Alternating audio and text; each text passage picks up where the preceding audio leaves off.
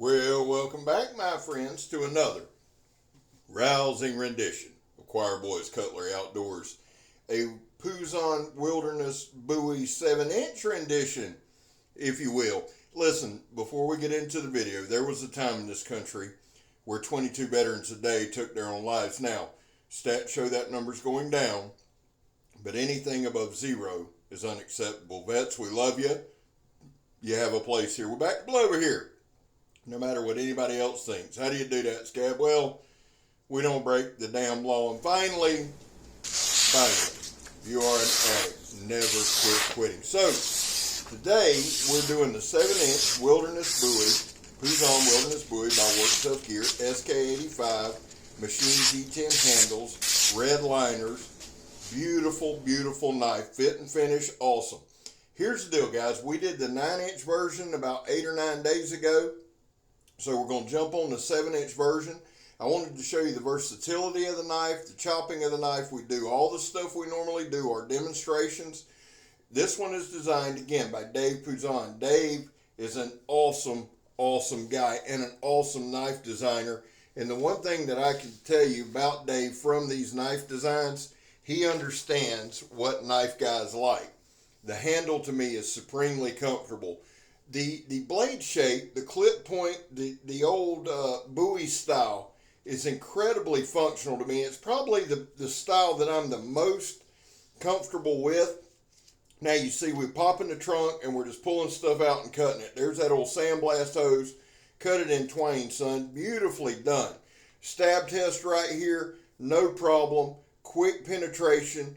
Cuts it like butter. Really, there's no tug. And if you'll watch throughout this particular demonstration, the damn thing cut up into the tread. So it came razor, razor sharp. Now, I wanted to throw this out there about Dave as well. He is the owner of Positive Made Leather Craft. Dude does some amazing sheaths. So if you get one of these Wilderness Bowies, have him do a sheath for you.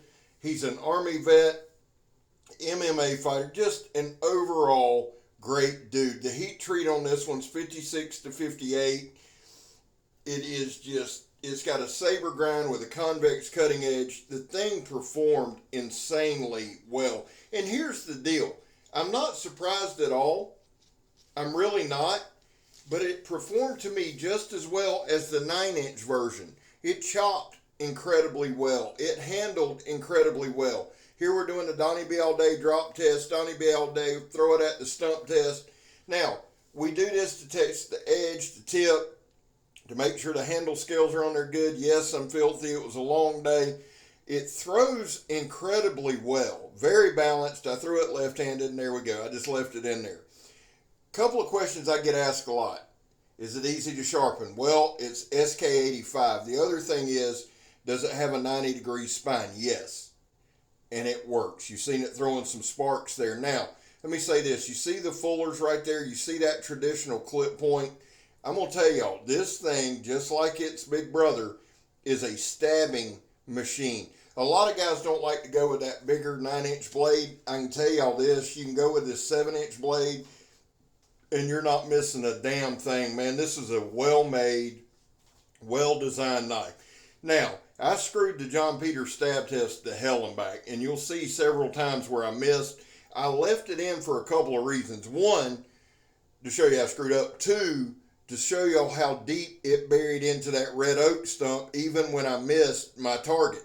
Look at that, having to pry it out each time. It wreaked havoc on that sidewall of the tire. Now, here's a little push test I like to do. The blade, Mr. Vic does just a phenomenal job on his edge bevels. They're always uniform. They're always incredibly well done. And the knives are always super sharp. And one thing I thought about was this, guys. I demonstrate a ton of different blade shapes day in and day out. Different blade styles day in, day out. Different knife makes, models. That's why a lot of times, guys, I say I'm a novice at best. But when I come to a blade shape like a Bowie that I've used many, many, many times, I find myself I'm a little more proficient with it. I love this blade style. I love the capabilities of it. I also love the handle. That handle locks your hand in. Now, I have a large to extra large hand. If you've got a bigger hand than mine, like say a D-Bad, it will fit in that handle and fit comfortably. But everything about it screams design quality. I'm just telling y'all. It's balanced. It works well. Now right here, watch this.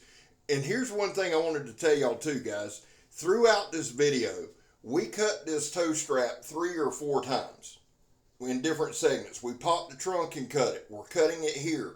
We're going to go out to the swamp here in a few and just do some chopping. When we come back, we're going to cut that ratchet strap again. I wanted to put as much, not really stress, a little stress, but I wanted to put as much as I could on this blade. I wanted to cut as many things as I could, even if it's some of the mediums we did a couple times. Now, there's that hardwood. We do that, guys, to see if there's any edge rolling, anything like that. Again, Mr. Vic is just spot on when it comes to heat treat, when it comes to blade quality, when it comes to fit and finish out of the box. Work Tough gear is ready to go. And the damn thing about it is, I say this every video, but it's the truth. I'd bank my life on it.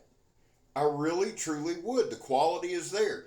I did as much as I could in this video, and this one's 15 minutes. Y'all know usually I don't make the demonstrations that long anymore, but I wanted to fit as much blade use in this video as I could. And right here, now one thing I'm working on, guys, and as we grow and as the subscriber count grows, and if you're just now, is this your first time tuning in to Choir Boys Cutlery? If you would, man, hit subscribe for me. I'm trying to get to 10,000. Hit like, notifications, all that stuff. That's my one time in 10 videos I'll say it. But here's the deal, man. As we grow, I will invest in a little bit better camera. But right there, you could still see the little slivers. The blade just processed up this wood. And that's a piece of that old hardwood from Home Depot or one of the big box stores. The packaged firewood they sell, I like getting that because it's hardwood and it's usually hard as a damn brick bat. So it shows the real capabilities of the damn knife. Now, made some feather sticks right there. The other thing we do a lot in this video is I do quite a bit of batoning. Here's an old oak stick. That's that old oak stick that we got the other day. It's drying on out, well, as much as it can here in Florida. We've rained and stormed about every damn day. But oak's hard. I wanted to do as much batoning, as much of that kind of stuff as I could. Now watch this, guys. Watch my hand, the type of grip I get. We're going to make some long feather sticks, just some long feathers, okay?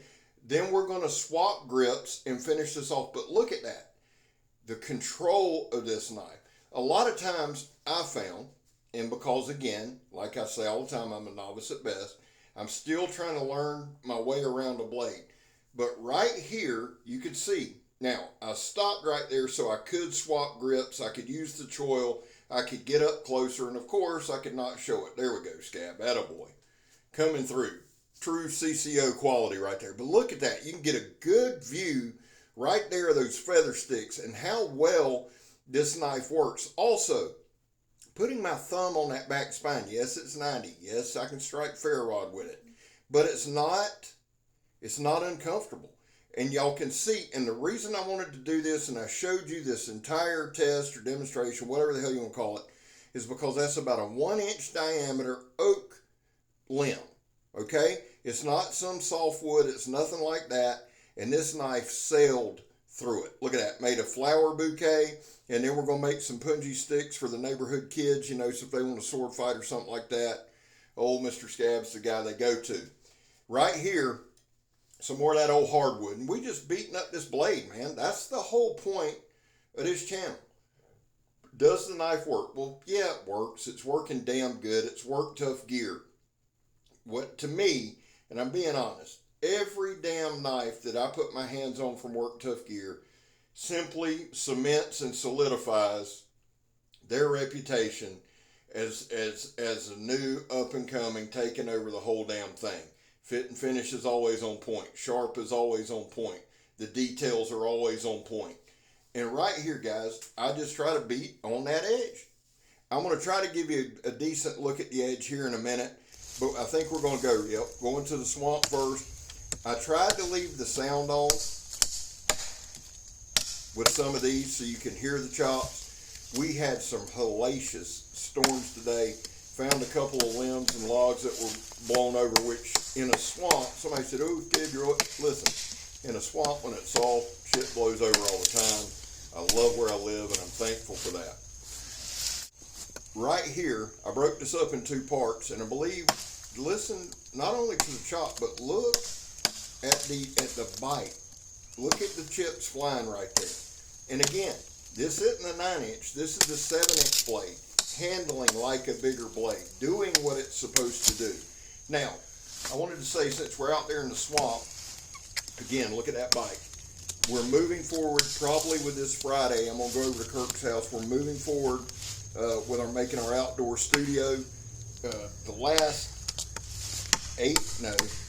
7 or 8 days, guys, I've worked 6 in the morning to 6 at night. That's leaving the house at 4:30, getting home at 7:30. So I didn't get over there like I wanted to, but this Friday we're meeting up and we'll have our outdoor studio.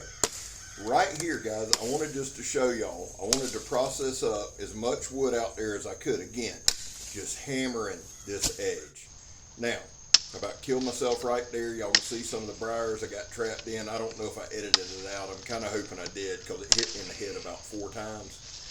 But good bites. Good. There we go. There you go, Scab. Just bring the thing down on you. A lot of times, guys, stuff is held together in Florida by vines, so when you cut one, it comes down on you. Thankfully, old Scab lived. A lesser reviewer would have went on to the house. Some quick chops there. Now this is part of the tree that was blown over. This was actually a green limb on it still, but you can see, man, a couple of quick chops. We can chop a point on there. It's one of my favorite things, and then we can finish it on up, make a good walking stick, make a spear, make a shelter, make anything that your skill set will allow you to make. Again, control right there. And this is one of the big reasons I like this test. Holding a log, holding a stick, chopping a point on it, anything like that. Now, we left the swamp, we come back, we pop the trunk again. I wanted, again, we're cutting some denim, and all we did, guys, is just jab it in, pull it through, really, really, really try to wear down this edge as much as we could. Now, right there you see some good cuts, and watch this, just after all the chopping, after all the cutting, after all of that, it goes right through that denim. We're going to pull up our ratchet strap again, that 2-inch toe strap, and it gets it done. I think we cut it 3 or 4 times. I wanted to make sure that I got as many cuts on it as I could. This knife went through it pretty good. Now, here's one thing that I did notice on our test when we turned the sound off, turned the volume off, and I actually sat back and watched. When there's a little tug, that's okay. Like right here, we got a little tug. The knife's going through it pretty good. You don't start seeing a decent tug, a big tug, until in a couple of cuts. But guys, at this point, it's 3-4 hours into the demonstration process. Like I said, we cut that ratchet strap 3, 4, 5 times. Here's that old water hose that's made of canvas and plastic. Right after the swamp, right after popping the trunk, we pulled out another piece of hardwood. And all we're going to do right here, guys, is just baton. Just beat on and baton. And then at the end, we're going to cut a piece of paper again. Walk straight in, picked up a piece of paper, cut it. And I'm going to show you some size comparisons compared to the 9-inch Wilderness Bowie. But again, guys, this is a home run. There's no doubt. Think about all the stuff in these 15 minutes we've cut. Think about it. Think about all the stuff. Stabbing tires, doing the stuff we do. And again, the Wilderness Bowie comes through with flying colors. Real quick, going to do some shout outs. Donnie B All-day is marching to 10,000. Let's get over there. Let's get him over there. My guy Joe, Steel Forest and Fire, is trying to go to 2,000. Let's get him there. Guys, Blade Talk tonight. Blade Talk tonight with Scab and Joe, 8:30 on Blade Talk tonight with Scab and Joe. We're doing our Veterans Raffle. Please go over there, subscribe, join us. Now, there was no edge damage. There was a little stain, but there was no edge damage. Through all of that, listen to that. Listen to that paper cutting, son. This part was as impressive to me as any of it. Well, guys, listen. I love y'all. God knows I do. God bless y'all. I hope he does. I'm Scab. You're not. Loving the Wilderness Bowie by Dave Puzon and Work Tough Gear. I'm gone, son.